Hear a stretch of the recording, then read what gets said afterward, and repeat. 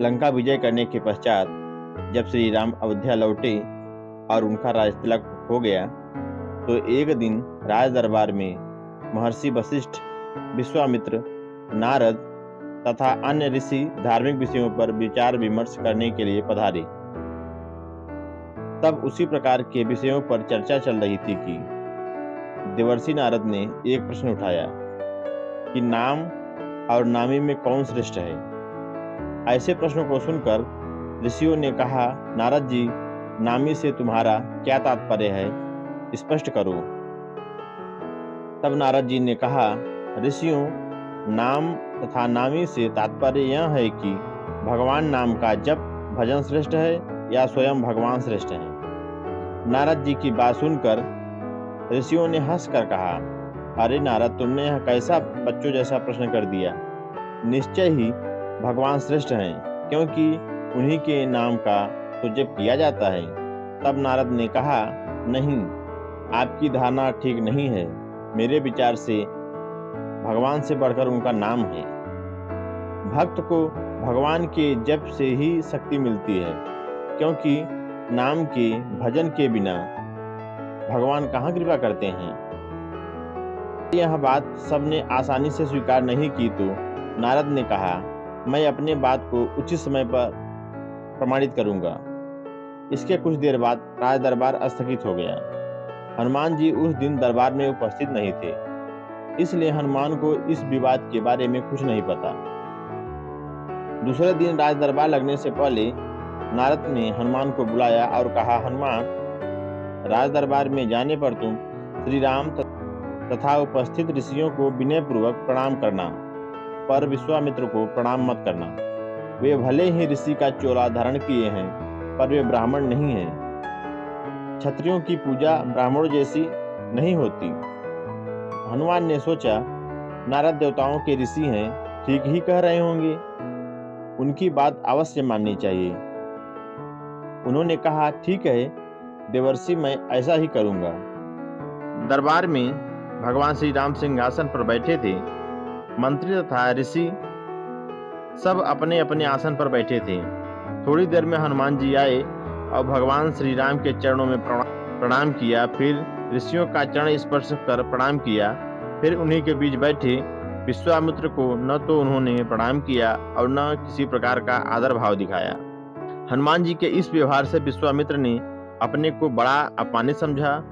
वे राजा तथा ऋषियों के बीच इस प्रकार अपनी उपेक्षा और अपमान को सहन न कर सके। तत्काल ही क्रोध में उठ खड़े हुए और श्री राम से बोले, श्री राम, तुमने अपने इस मुंह लगे सेवक की धृष्टता देखी। भरे दरबार में इसने किस प्रकार मेरी उपेक्षा की है तथा उद्धत भाव से मेरा अपमान किया। श्री राम ने कहा, गुरुदेव शांत हो जाइए, मैं हनुमान से इस धृष्टता का कारण पूछूंगा। विश्वामित्र का क्रोध शांत नहीं हुआ। उन्होंने कहा, यह तो आपने प्रत्यक्ष देखा है, पूछने की क्या आवश्यकता है। अस्त्र शस्त्र के क्षेत्र में मैं तुम्हारा गुरु रहा हूँ, यह गुरु आज्ञा है, इसे दंड दीजिए। नारद ने भी विश्वामित्र की हाँ में हाँ मिलाई तथा कहा, भगवान विश्वामित्र ठीक कहते हैं, हनुमान जी ने इनका प्रत्यक्ष अपमान किया है, आपके उदंड सेवक को दंड मिलना चाहिए। नारद की बात सुनकर हनुमान असमंजस में पड़ गए। भरे दरबार में अपनी स्थिति देखकर कुछ तो बोल न सके, पर सोचने लग गए कि जिस नारद के कहने पर मैंने ऐसा किया, अब वही नारद मेरा बचाव न करके मुझे दंड देने की बात में अपनी सहमति जता रहे हैं। नारद का यह चरित्र समझ में नहीं आता। इधर की उधर लगाना और दो लोगों के बीच में भ्रम पैदा करके उन्हें लड़ाने में इन्हें कौन सा आनंद आता है। भले काम को बिगाड़ने वाला यह कैसे ऋषि हैं। भगवान श्री राम किसी प्रकार की दंड की घोषणा करते इसके पहले नारद ने कहा, भगवान इस संबंध में शांत भाव से विचार कर कल दंड दीजिएगा। उत्तेजित अवस्था में अभी इस समय हनुमान को दंड देना उचित नहीं है। सबने इस सुझाव को स्वीकार किया और सभा स्थगित हो गई। रात को हनुमान नारद के आश्रम में गए और कहा, देवर्षि आप यह कौन सा खेल खेल रहे हैं? मेरा वध कराकर आपको क्या मिलेगा? मैंने तो जो कुछ अभिनय किया वह आपकी आज्ञा से ही किया था। नारद ने हंसकर कहा, हनुमान, तुम निराश मत हो, चिंता मत करो। मेरे कहने से तुमने जो किया है उसके लिए दिए जाए दंड से तुम्हारा कुछ नहीं बिगड़ेगा। तुम्हें दंड मिलेगा और तुम्हारा बाल भी बांका नहीं होगा। मैं जैसा कहता हूँ बस वैसा ही कल करना। कल प्रातः सरयू तट पर ओम रामम रामाय नमः इस मंत्र का जाप करते रहना। चाहे कोई कुछ कहे, तुम कुछ मत सुनना, बस यह मंत्र को प्रेम भाव से जपते रहना। प्रातः हुई, हनुमान जी स्नान कर सरयू तट पर खड़े होकर मंत्र का जाप करते। इधर दरबार लग जाने पर जब हनुमान जी दरबार में उपस्थित न हुए तो श्री राम ने पूछा, हनुमान कहाँ हैं? अभी तक नहीं आए? तब विश्वामित्र ने कहा, आज आप दंड देने वाले थे, शायद इसलिए डरकर नहीं आया होगा। नारद ने कहा, मैंने अभी थोड़ी देर पहले सरयू तट पर उसने स्नान ध्यान करते हुए देखा है। भगवान राम ने कहा, यह हनुमान की एक और उदंडता है, हम स्वयं तट पर जाकर वहीं हनुमान को दंडित करेंगे। तब राम और विश्वामित्र तथा ऋषियों और मंत्रियों के साथ सरयू तट पर हनुमान को दंड देने के लिए पहुंचे। श्री राम अपने भक्त को बार बार करुणा भरी दृष्टि से देखते तथा सोचते, अपने दुर्दिन के साथी ऐसे परम भक्त पर बाण कैसे चलाए। उधर विश्वामित्र के कोप का डर भी उन्हें सता रहा था। गुरु की मर्यादा की रक्षा के लिए उन्होंने हनुमान को दंड देने का निश्चय किया। श्री राम ने धनुष पर बाण चढ़ाए और हनुमान को लक्ष्य बनाकर बाण छोड़ दिए। अरे यह क्या, बाण तो हनुमान जी के शरीर से कुछ दूरी पहले ही रुक गया। राम बाण पर बाण मारते रहे पर एक भी बाण हनुमान जी के शरीर को नहीं छुआ। उधर हनुमान राम के बाणों के प्रहार से निराश न होकर नारद के बताए गए मंत्र का जाप करते रहे। वह मंत्र जैसे हनुमान का कवच बन गया।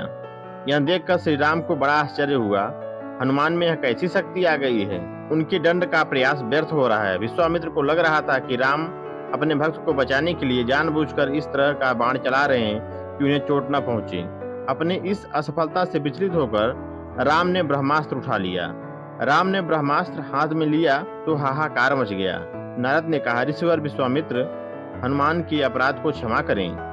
अगर राम का ब्रह्मास्त्र छूट गया तो सिर्फ हनुमान ही नहीं मरेंगे बल्कि सारे लोक में प्रलय मच जाएगा। ब्रह्मास्त्र से निकली ज्वाला देखकर विश्वामित्र भी डर गए। उन्होंने राम को रोकते हुए कहा, राम, ब्रह्मास्त्र को वापस तुड़ीन में रखे।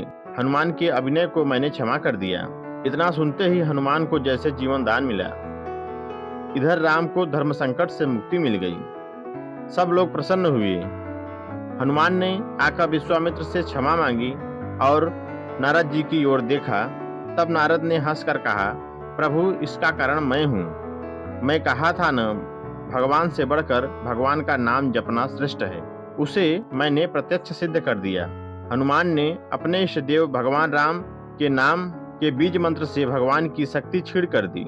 जिस प्रभु के नाम का जप होता है वह प्रभु अपने नाम की शक्ति के आगे शक्तिहीन हो जाते हैं। इसलिए कहता हूँ, नामी से नाम बढ़ा। यह कहकर नारद जी अपने देवलोक चले गए और ऋषि लोग अपने अपने आश्रम को चले गए। तो दोस्तों, यह कहानी आप लोगों को कैसी लगी हमें कमेंट करके जरूर बताइए और ऐसी ही ज्ञानवर्धक वीडियो पाने के लिए हमारे चैनल को सब्सक्राइब कर लें। धन्यवाद।